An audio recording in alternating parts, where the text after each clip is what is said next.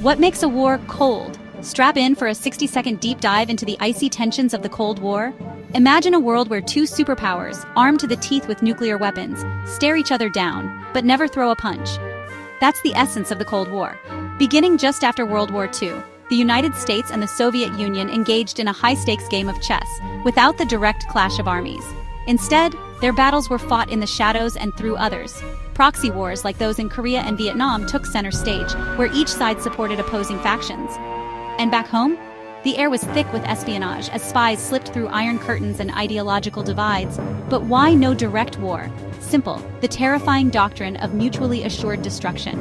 Both sides knew that pushing the red button would mean the end, not just for them, but for the entire planet.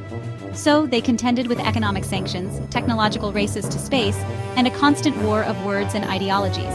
So, in a nutshell, the Cold War was a frosty standoff, a battle of wits and wills marked by indirect conflicts and a fear of nuclear winter that kept the world on edge for nearly half a century.